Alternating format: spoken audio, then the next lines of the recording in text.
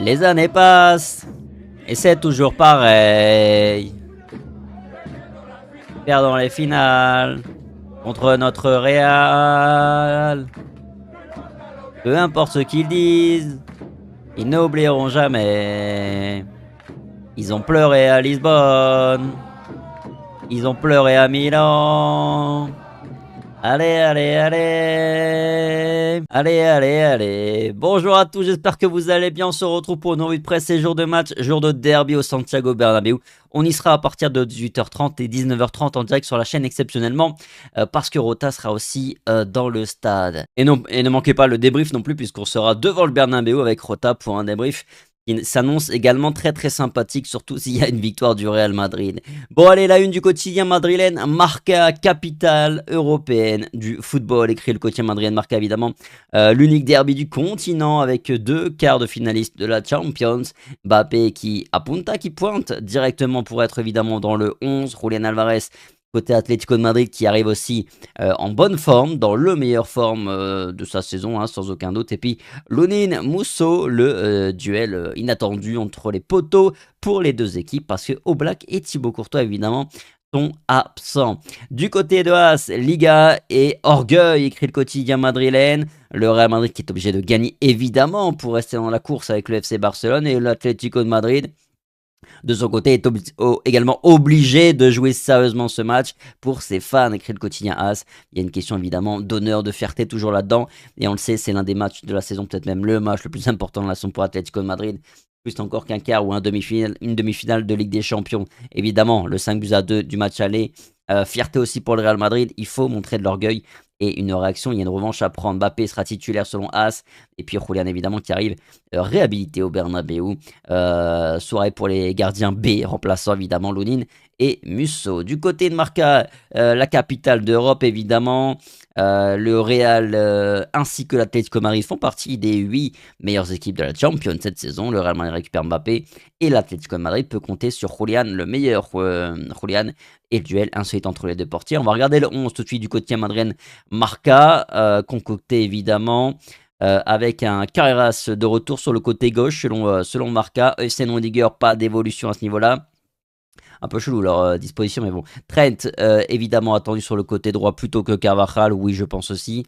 Tchouaméni au milieu de terrain. Thiago Pitars qui devrait conserver sa place dans le 11. Valverde naturellement. Arda Güler attendu également. Vinicius. Et voilà la petite nouveauté.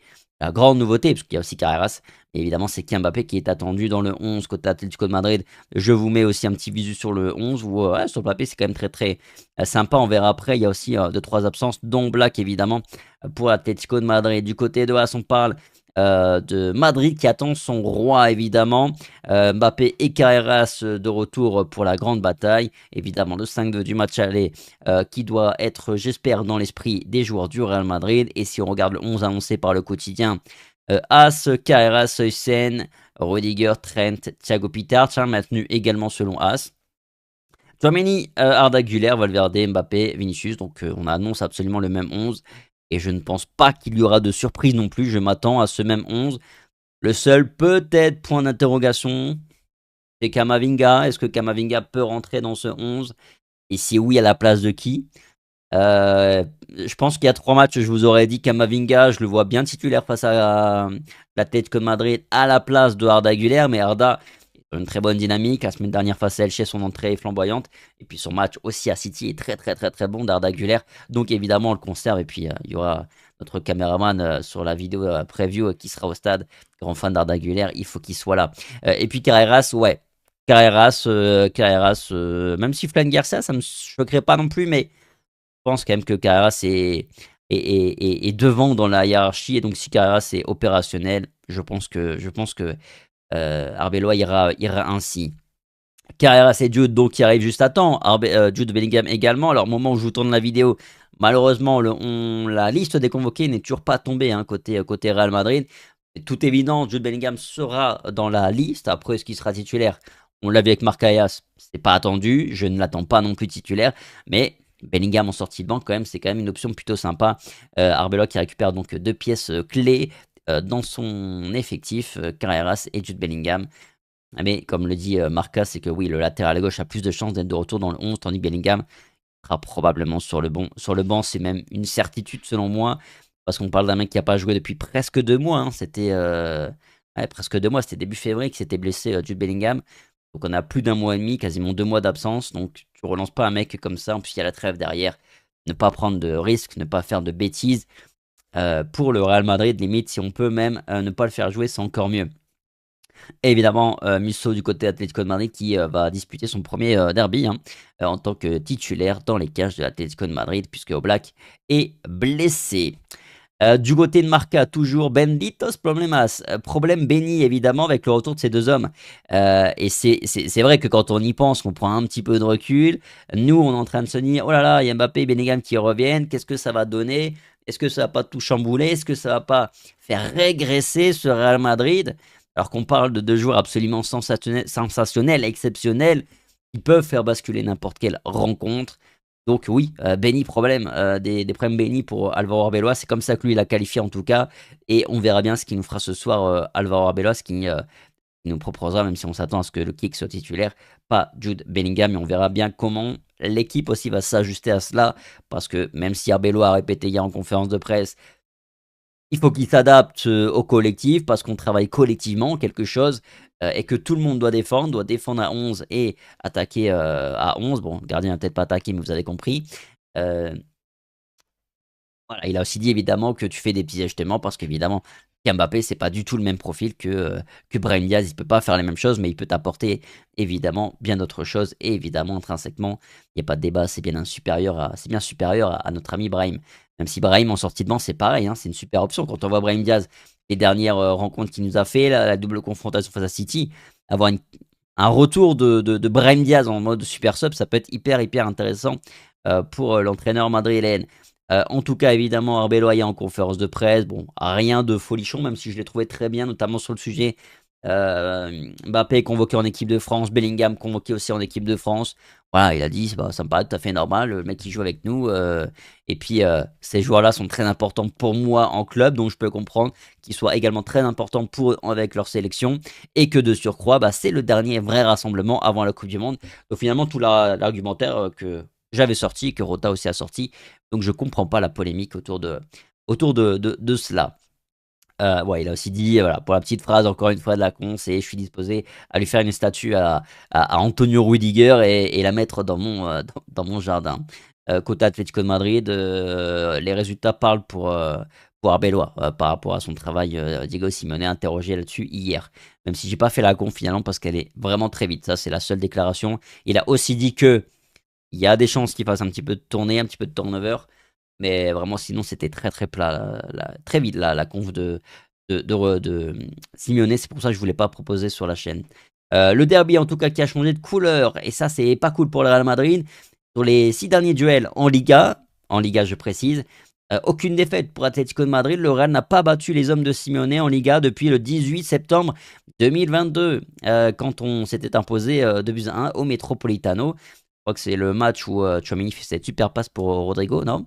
Il me semble. Bref, depuis 2022, donc si on ne gagne pas ce soir, ça ferait quand même quelques années qu'on n'a pas battu l'Atlético de Madrid. Ça ferait 2 saisons consécutives, toutes compètes confondues, sans victoire pour le Real face à l'Atlético de Madrid.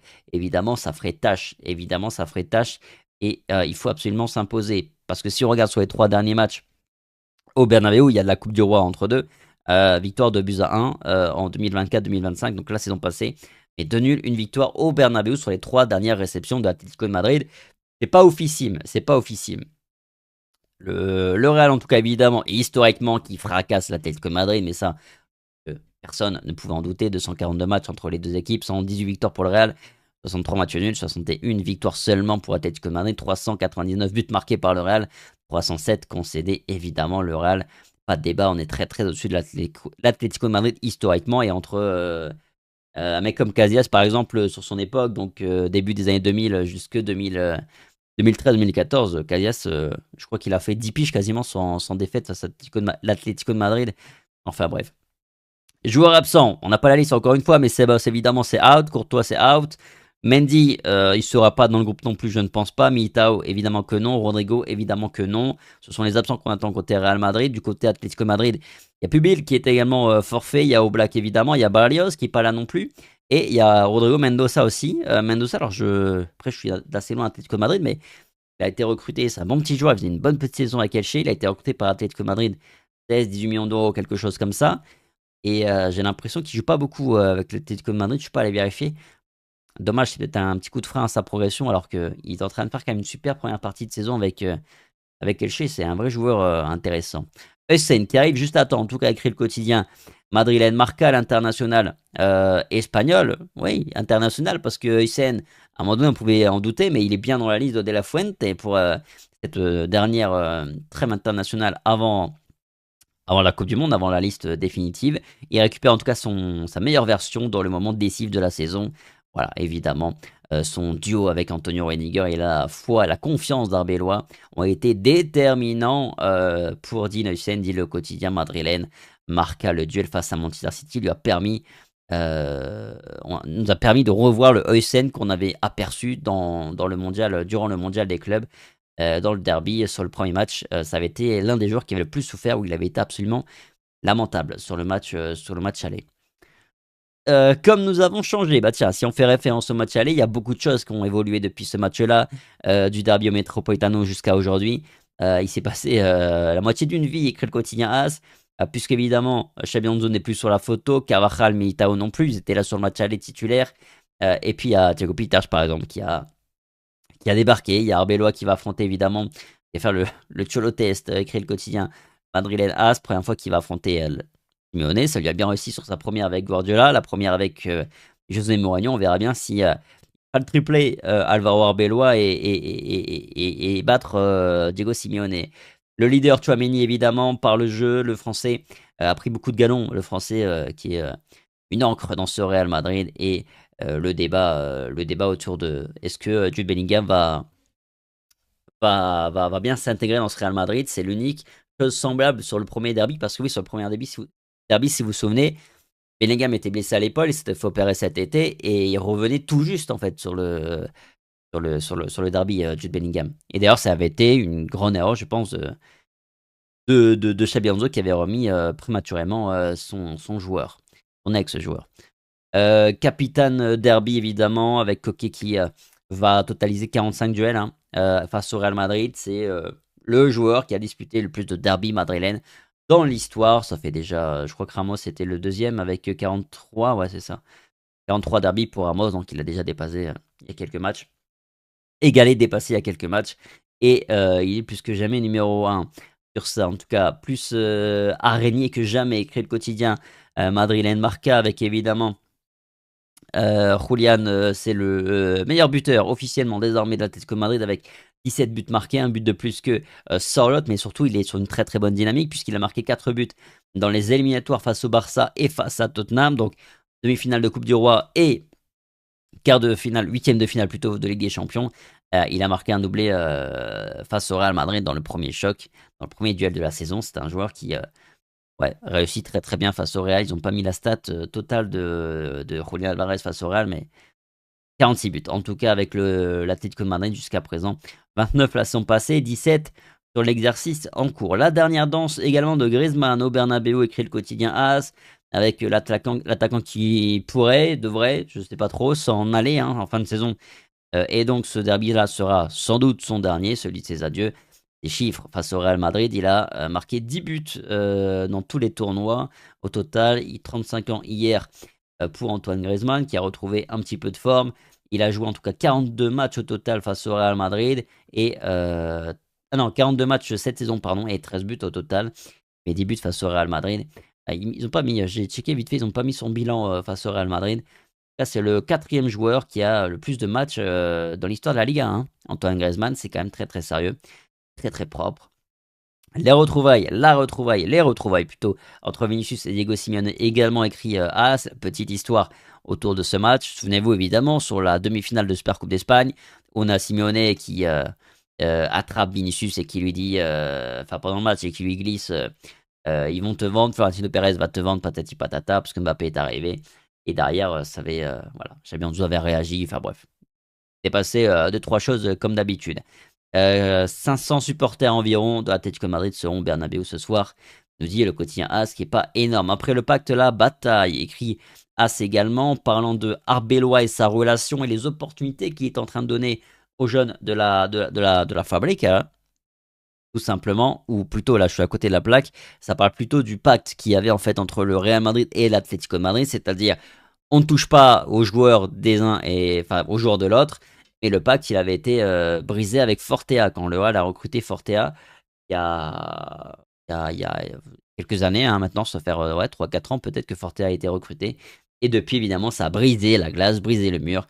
Et depuis, bah, il y a plusieurs joueurs qui ont fait le chemin inverse d'un côté comme de l'autre. D'ailleurs, en parlant des jeunes, alors Marc qui nous dit que bah oui, la gestion de Thiago Peterk avait été l'un des problèmes pour Xabi Alonso, ce qui avait causé des tensions internes, parce que c'est vrai que sur le début de saison, Xabi Alonso avait maintenu Thiago Peterk dans l'équipe, mais il l'avait jamais fait jouer, puis ça a duré pendant 3-4 semaines.